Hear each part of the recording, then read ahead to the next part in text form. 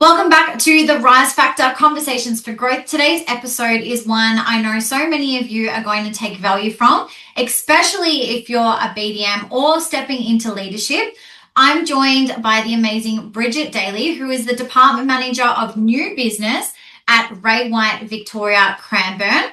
Bridget has over 18 years of experience across property management and business development and now leads a high-performing BDM team with one of the strongest networks in the country. Today, we're going to be diving into what it really takes to lead a BDM team, what separates average performers from exceptional ones, and the standout qualities Bridget looks for when building her team. Bridget, welcome to the podcast. Thank you so much. I'm really excited. I'm excited. For a bit of a context, Bridget and I have known each other for a very, very long time. We actually went to school together. So that's how long we've known each other for. And I'm really thrilled that, our careers just ended up, in the same place. And it's been really amazing watching your growth and the things that you have achieved. And I'm really so proud of you. Oh, thank you so much. Thank you. Yeah, it's crazy to think how long ago we went to school.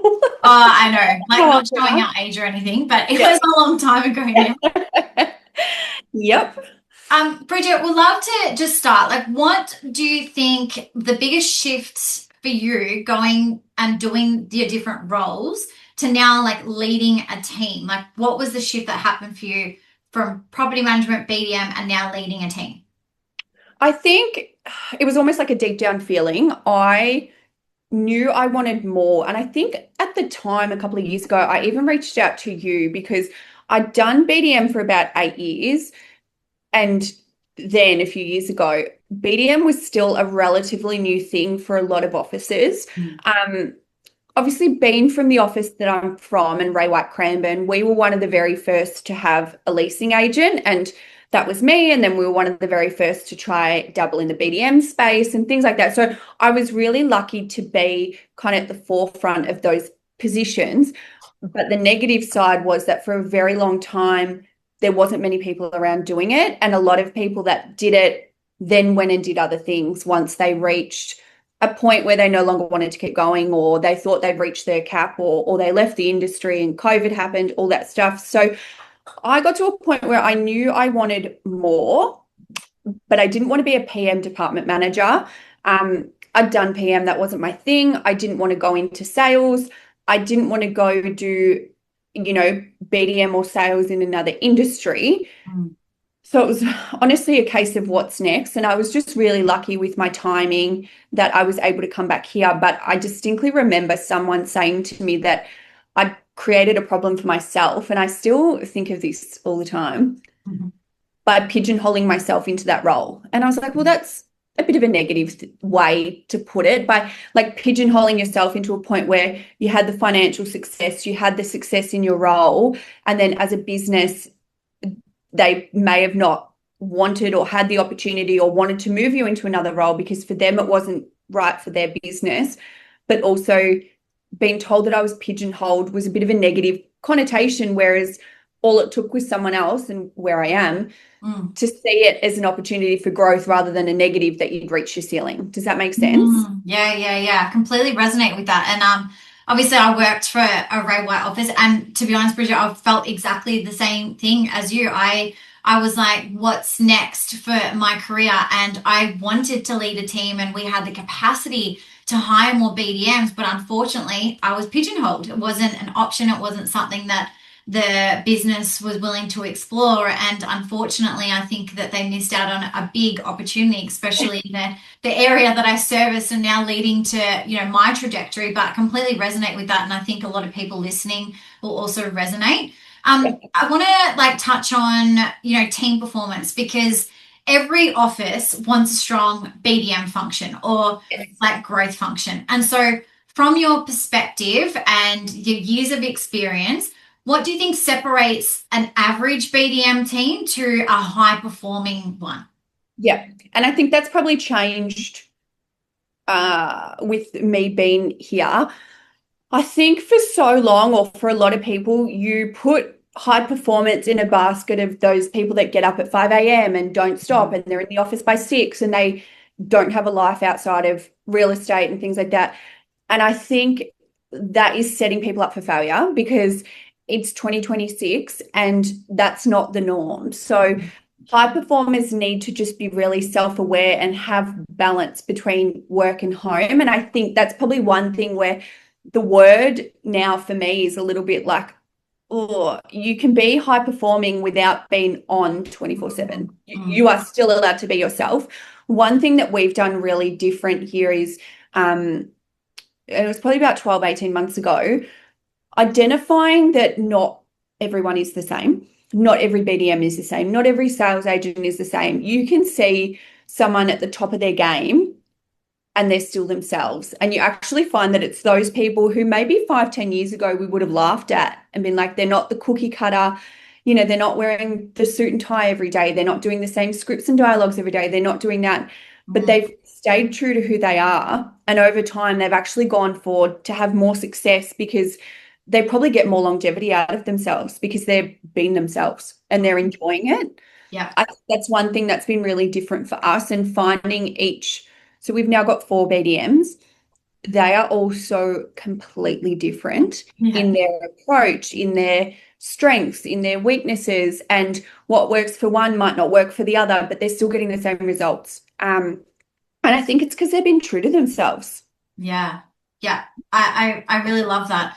And I think that's so important. What you said is they know who they are and they are just true to themselves. And I think that's so important when we look at our profession, when we are dealing with people, and not all of the people that we talk to every day is the same. They have different personalities. They want different things. They've got different values and beliefs. And to be aware of that, again, something that you said is to have that self-awareness.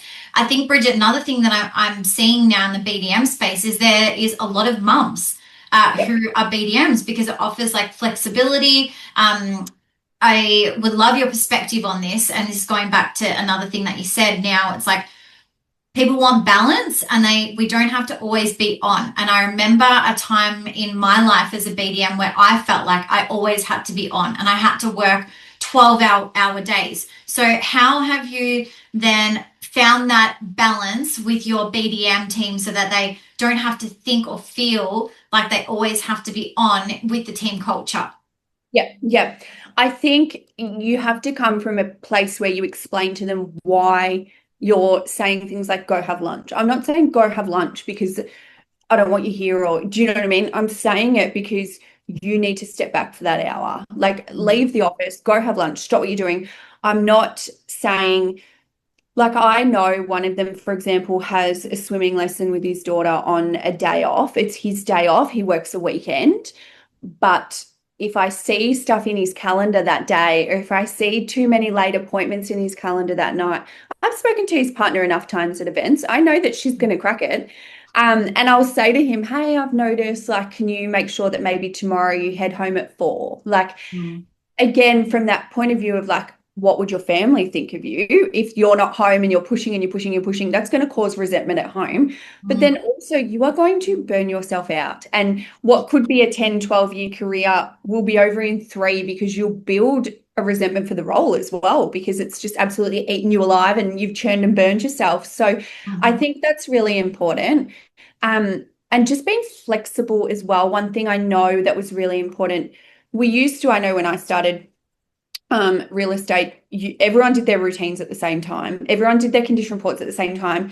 You all did your arrears at the same time, but not everyone is the same way in that not I can't sit at my desk after 3 p.m., for example. Some people are better at their desk in the arvo, so they'll do appointments in the morning.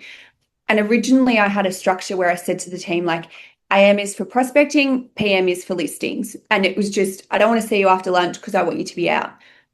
But then I started to realize that just because that worked for me doesn't Mm. mean it would work for them. So if you're better in the office in the afternoon and doing all your appointments throughout the day, go for it. Just do what works for you so that you get the best out of you. And I think that's probably what's created a bit of a better culture with the team too, because they're on when they're here. They're not sitting here out of like, they're not forced to be here at that time. Yeah, absolutely. I love that. And I guess that goes into my next question because BDMs have targets and there are certain expectations that come with the role, and that's how it is. So then how do you find the balance with like supporting your people and the team with them still hitting their targets? Yeah. I think you've got to work out if that target is achievable, first of all, and then also having an honest conversation with how to get there. So if your target is 10 or 20 or 30, why is the target that many? Or some businesses might have a target that's more financial. So, we want to see this income or this income. So I think the team needs to understand why the targets are that way. Mm. And then they're able to work backwards. So, for example, if I do 60 appraisals and get 30 listings out of it, and my target for the month is 15, great, I'm going to smash it. But how do I get those 60 appraisals? How Mm. many calls have it taken? So, we sat down a while ago and kind of worked backwards to Yeah. see how many calls needed to be done to unlock that. And I think that makes a big difference to in supporting their targets in that this is our office target, this is your personal target. Is your personal target financial? Is it a number? Is it that you want to win an award? And make sure that our goals and theirs align. Mm. So often you'll see a director's target and then reality, and then everyone's floating around somewhere in the middle. So Yeah. I think a lot of transparency needs to come through. And that's probably where we're really lucky that I'm here Mm. to be able to sit with the team, whereas most offices would have a director and a BDM. I'm in the middle. I get it. I know what's realistic. I know that when the minimum standards came in last year, it heavily reduced the team's capacity when it came to time. Mm. Yeah. Like, we can't expect more listings when they've got to do more to get the listing than what I ever had to do. Yeah. So that as a business, we had to go back to the drawing board and go, right, what do we need to do to either support them or still grow and, find a way that worked on both sides. Yeah, I really love that. What I love the most is that you said, why is it that target? And from mentoring so many BDMs now, I know that a lot of them don't know why they have been allocated to list a certain amount of properties a month, let alone the why they need to generate the revenue per property that they onboard. And then I really love that you said about the transparency. If you've employed someone that wants to grow your business, they need to understand the numbers. And it's not a bad thing. And I think that's one thing that I didn't have clarity on as a BDM. The first office that I worked at, and then I was really thankful that I worked in another office that I got to see that transparency and understood the numbers. And so then it made it much easier for me to foresee the future then. And like you said, it's working backwards. Okay, the business wants to do this for the year, and we had 6 BDMs, so it was a beast operational. Then what does that look like for each of us individually? And for me, it wasn't then about the money. It was about me actually getting my clients results and knowing that I was doing a good job. And I think that's one of the biggest fears that I see in BDMs is that failure. It's like they don't hit their targets if they don't help people. But you're really found a solution here and going, well, BDMs understand why they need to reach those numbers and why they need to make that money. So I think that's absolutely fantastic leadership there, Bridget. So one of the other things that I see from BDMs is motivation. And they go in these ebbs and flows and they're like, oh, I've had a really good month. And then the next month, they're not feeling motivated, or perhaps they're not as confident, or the market has shifted. So how does your leadership style help with that, I suppose, consistency in driving that momentum for your team's performance? Yeah. It's funny because I know we had someone in our team who one month texted me early in the month and literally just said, heads up, I'm going to have a bad month this month. Now, they'd just pushed through Christmas. They'd not taken the time off. They were going absolutely hard. And I think they were just tired. And then my favorite part was coming back at the end of the month and like replying to it. So it went to the bottom of our trail and being like, well, this didn't age very well, did it? Because I had a really good month. But then I was able to say to them, like, don't write the whole month off. Like, write the day off, write 48 hours off. Like, give yourself time to wallow, like sit in it if you have to, but don't sit in it for the month. Yeah. And look at why. So it's not because you didn't have many call-ins this month, or it's not because you didn't have many sales leads this month, or you didn't prospect or whatever. What did you do 3 months ago? Mm. and trying to reset that thing as well. So, for example, we just obviously came out of March, April, and numbers may not have been as high as what we wanted, but 3 months ago was Christmas. Mm. So, given that most of the stuff has, that 3 month type lifespan, by the time you've met them, they come on, they're ready, or it's sold, it's settled, we've Mm. got to be realistic about giving ourselves grace when it's needed. And Mm. then knowing that we hit the ground running in January. We were so busy with appraisals in Jan and Feb that's awesome because April and May are going to follow really strong. So, not wallowing in it, not letting it drag on longer than it needs to, but also allowing yourself the space to be like, all right, I've had a bad day. One thing we also don't do anymore is focus on the bad stuff. So we'd come back in and we used to do a weekly meeting and it would be about what listings have you lost? What's the noise out there? Who's your biggest competitor? And thinking about that afterwards, they were such negative conversations. So it was constant, it almost gave people an excuse to go, oh, well, I went up against such and such. So I knew I was going to lose against them, or this person's doing 3% or 3 months free or whatever. We don't talk about that anymore. I could not tell you what any other agent's doing. And Mm. if we do talk about it, we laugh at it. We don't go, oh, I'm not going to get it. It's more, how silly are they for doing it? Mm. And then if we do lose a listing like that, calling them a few months later and having it come back, because it kind of makes you feel so much better when those ones come. Yeah, for sure. Relaxation's gone. Yeah, but they're just little things that keep your mentality high without dwelling on the bad stuff.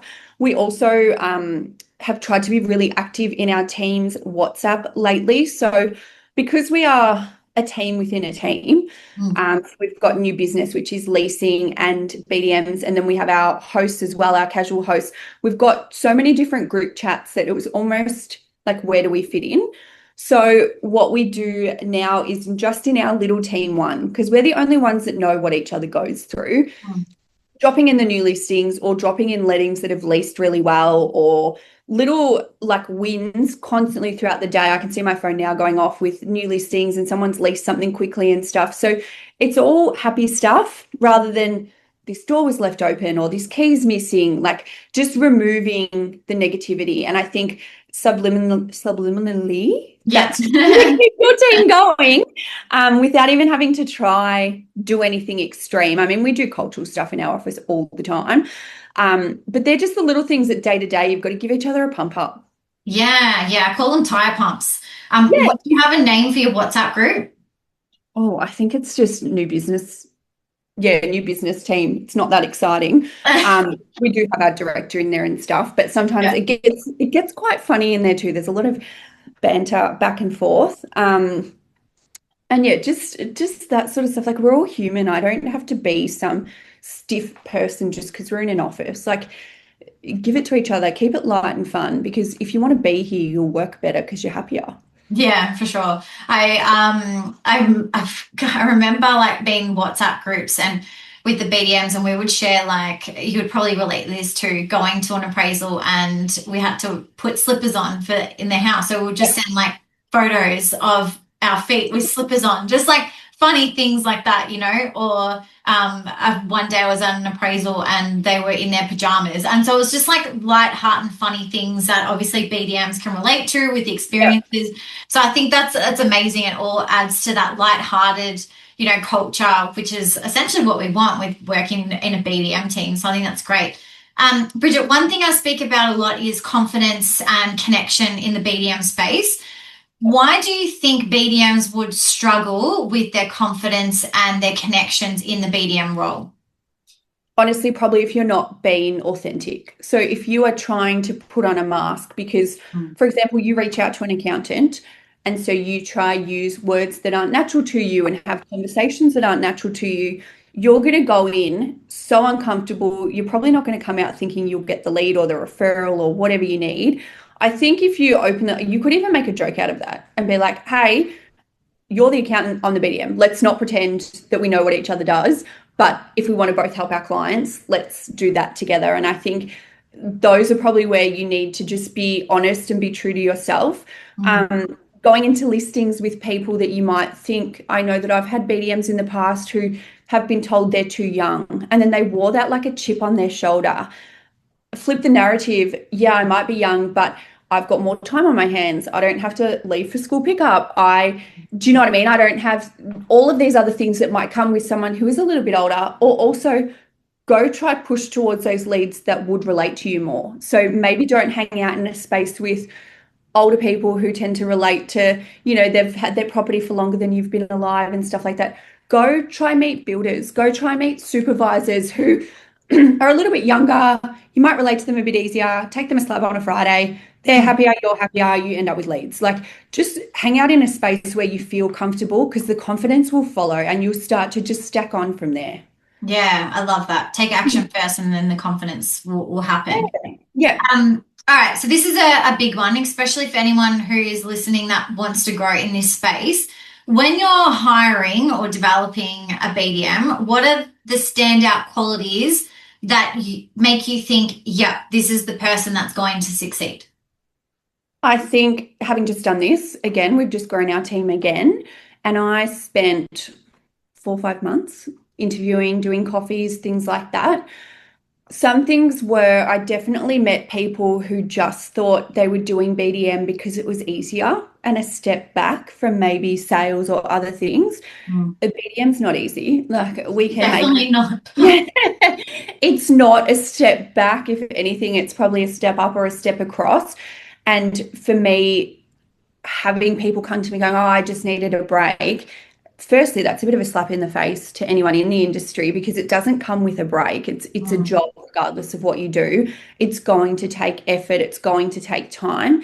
So knowing what the job entails, I also had people say, "Oh, I don't know, I just thought it would be good." Like you're not going to succeed in this role if you don't want to do it. It's not a job that you just do for the sake of doing. You have to have some sort of passion, whether it's from helping people or seeing them grow their wealth or seeing, their property leased to a nice family or whatever. There's got to be something in it that ticks your boxes as well. If you're just doing it for the sake of doing it, you're not going to succeed. And then as someone interviewing, we can tell if you're interested in it or not very, very quickly. Um, but yeah, I think you just need to have a genuine interest and know why you're doing it. Also, for people that are wanting to not just jump from sales to BDM or something because they think it's easier, Mm. um, seeing people jump from office to office because the leads are drying up in one space, your grass is only green where you water it. Mm. So, changing offices doesn't mean you're suddenly going to have an influx of listings and your wage will go up. Um, if anything, changing offices might shoot yourself in the foot a bit because you're going to leave behind a whole database that you've worked on. So be true to yourself and know that it can take 6, 12, 18 months to really set that pipeline up. And yeah, you need the right environment for it, but giving in too quickly, 3, 4 months in, being like, oh, I'm not getting leads, and thinking changing office will change that. Well, you're not going to get leads there either. So being true to yourself about why you're looking to go for that role and what it is want to get out of it will help you interview better, but also establish your career that little bit better. Yeah. What qualities do you think can be taught in the BDM role? Admin, how to structure your day, your checklists, doing your authorities, that sort of stuff. I think for us, you just need to be a good person. People are going to know. People don't like real estate agents enough as it is. We're up there with car sales agents, but being a good person will get you so much further. People remember how you made them feel, not what you said. So we can teach you the legislation. We can give you structured days. We can help you stay on track and set up your database and drill that into you and give you all the tools you need. But if you're not authentic and if you're not a good person, I can't teach you that. That's got to come from within. Yeah. So do you think like because you've done some interviews now and well many interviews, do you think that there would be like a perception then that BDMs would be looking at it like transactional, like the leads and the listings, etc., over relationships, like the building phases, like what you said earlier, like looking at that what did you do 3 months ago that's going to help you now, and then the next 3 months? Yeah, 100%. It's relationships. So if you like people and if you can talk to people, the rest should follow. So I think one thing as well is that BDM has changed in the last few years you don't just need to meet mum and dads. People can get their information from anywhere. Mm, Going that bit deeper and meeting, like I said before, accountants, builders, brokers, try have a coffee once a week with a different person. Like you need to be able to have conversations with people from all walks of life mm. and source those leads and stuff like that out of it. Yeah. But I definitely think that if you're looking at it as a one-stop hot lead source, you are going to dry up very, very quickly. It's just Yeah. like sales, because even if, like I said before, if you lose a listing to another agent over fees, call them in 3 months because they're probably getting terrible service because the person's working for free and they'll come back to you at some point. Let them go elsewhere. Let them unfortunately suffer for a year or so and then they'll come back and you have to clean their mess up. But do you know what I mean? If you hadn't have kept that relationship going and put the longevity in and the effort over time, you'd end up with nothing. So it's definitely not a catch and kill type industry. Yeah, for sure. I think from my experience, I think there's a misconception as well when people are looking at getting into a BDM role that they're just going to be fed leads all the time, that, they're just going to come in, the lead's going to be there, they're just going to close them. Perhaps there'll be some nurturing. But I think the reality is, and what I'm seeing the most now, is that a lot of businesses are looking for a BDM that can do both. Mhm. Close those leads, the leads that are coming in from the office, but also source other opportunities, form other relationships, like you just said. Do you believe that that should be the role of a BDM, or like what do you like package up the BDM role to be? I think it should be collaborative. Mm, So it's not the officer's job to give you leads. mm, It's the officer's job to expand their reach, do marketing, all of that sort of stuff. But it's the officer's job and the BDM's job to work together and come up with these new ideas and go together. So I'm not going to say to a BDM, hey, if you want drops, you're going to have to pay for them. It's, hey, you just had a really good result on this one. Why don't we do some drops around it? Come to us with some ideas. We have someone in-house. We're really lucky to help create them, and then you go out and drop them. So it's about myself as a manager and the office noticing these gaps or noticing these success patterns and then helping the BDM leverage off it. So we are really lucky. We do have a really big sales team, but that doesn't always mean that we've got a high volume of leads coming from sales. So when they do drop off, so for example, if Christmas time, stuff like that, they're not out there doing as many opens as normal because as we know, not many people want to sell at Christmas. We can't just rely on that. That's you've almost got to see that as like your supplementary support. yeah. But what we can do is support your relationship with sales and give sales the tools and the training to ask the right questions. Mm, So they're getting them, but then you as the BDM are supporting your relationship with your sales agent. So if you know they've got an open coming up and it's a unit and it'll probably be full of investors and you know it's going to be busy, offer to be their support person there. Hey, do you want some help at this open? So you're there meeting the investors. So again, the office has got the collaborative relationship going on, but you're helping it as well. So it's got to be from two sides. I definitely don't think it's one side or the other. mm, Um, and these days as well, compared to when I started, there wasn't databases, there wasn't systems, there wasn't really social media advertising. There was none of that that offices could do. And you really did just rely on your lead source and hope that it gave you something. mm. Whereas now there's so many opportunities out there for BDMs to do their own videos, to be in social media, to have their boards with their faces on them and all of this sort of stuff that we didn't have before. Mm. That I definitely think it can be a two-way street on both sides. Yeah, great insight, Bridget. What do you think the future of the BDM role will look like now that, we've got more legislation, more compliance, more investors investing into states? Yeah, what do you think that the BDM role looks like? I definitely think we're in the middle of a shift. Yeah. We've gone through a phase where a lot of people adopted new tech and I mean AI and stuff like that is changing at such a speed that we almost can't keep up. Like we're wanting more from our tech than it can give us because by the time we want something and they've created it, there's a new advance in another space and we want more. So Mm, I think the role itself at the moment is probably quite tricky because it's not where we need it to be in the supportive or collaborative side of things.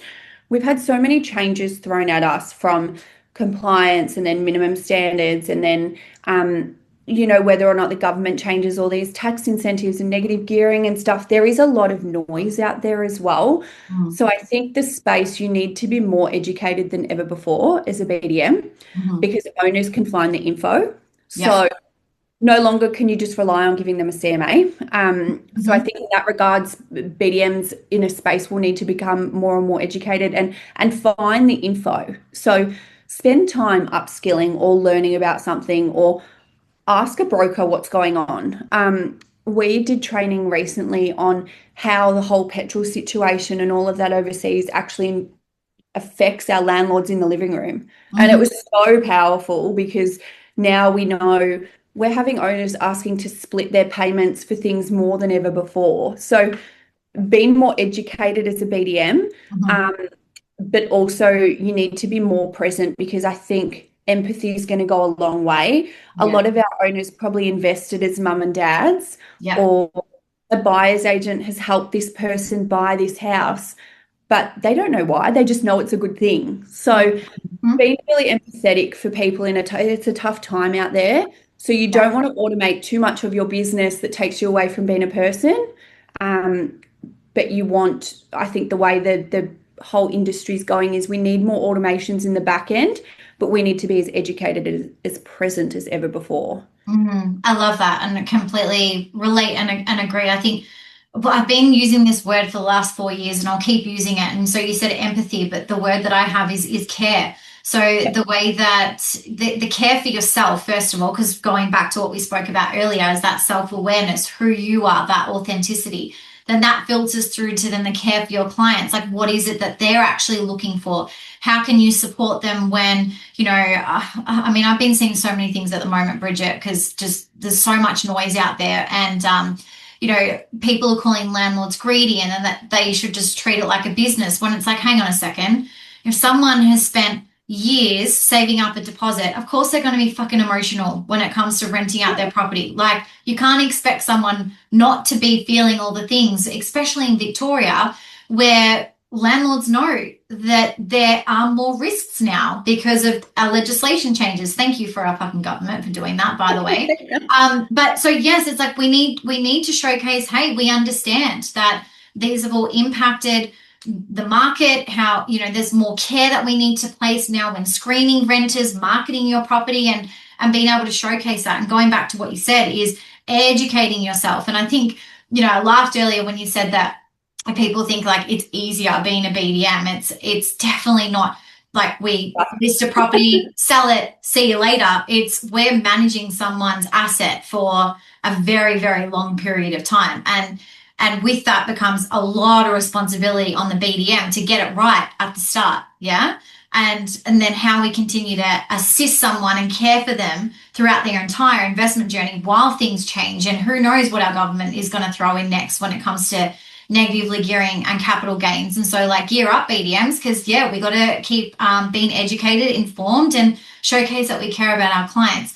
All right, Bridget. So, before I finish up, I always like to ask a few reflective questions. What advice would you give a BDM who wants to step into leadership one day? Put the feelers out there and network. I don't ever burn your bridges. I think that is Mm, one of the only, not the only reason, but one of the major things that got me back here. So, my opportunity to step up came from Ray White when I was elsewhere. mm, I'd worked here before, but I had not burnt that bridge. So, network with everyone. Even other agents in your area. Like I can text people. I texted another BDM at an office in our area to ask a question last night. Having those networks around you, mm, you unofficially become a leader so that when the opportunity is there, you're ready, you're already doing it. Um, mhm. and I think that's a huge thing. I mean, this role came up with not only people I knew already, but a place I'd worked already. So don't burn your bridges. Keep your network open, have coffee with people all the time. Just be ready so when it's there, it's a seamless transition and it's a no-brainer for people to pick you.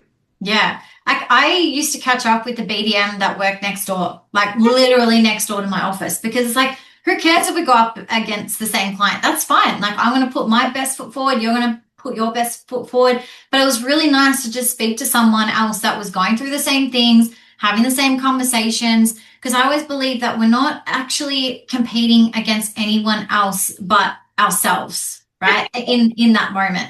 All right. If you could train every BDM in Australia on one thing, what Yeah. would it be? Probably honestly finding your own individual strength Mm. and fine-tuning that. So Mm. if your strength is admin, and I'm saying that because I know someone who that's their strength, that's not a negative. Get your admin right because then your database is right. If your strength is hot leads, who cares? It is what it is. Where are you Yeah. going to find hot leads? So find what your strength is and make everything work for you.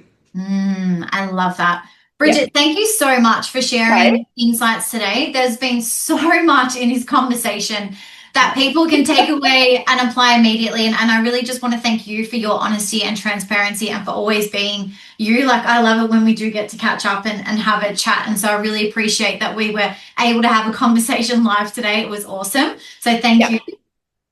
Thank you. I appreciate it. It's been fun. Yay. And to everyone listening, if you took something away from today and this episode, make sure that you share it with your team or someone in the industry that needs to hear it. And like Bridget said, I encourage you to, catch up with some other BDMs and network. I think that's such a beautiful thing that we can do in our profession. And so this is the Rise Factor Conversation for Growth, and I'll see you in the next episode. Thank you again, Bridget. Thank you so much. Thanks.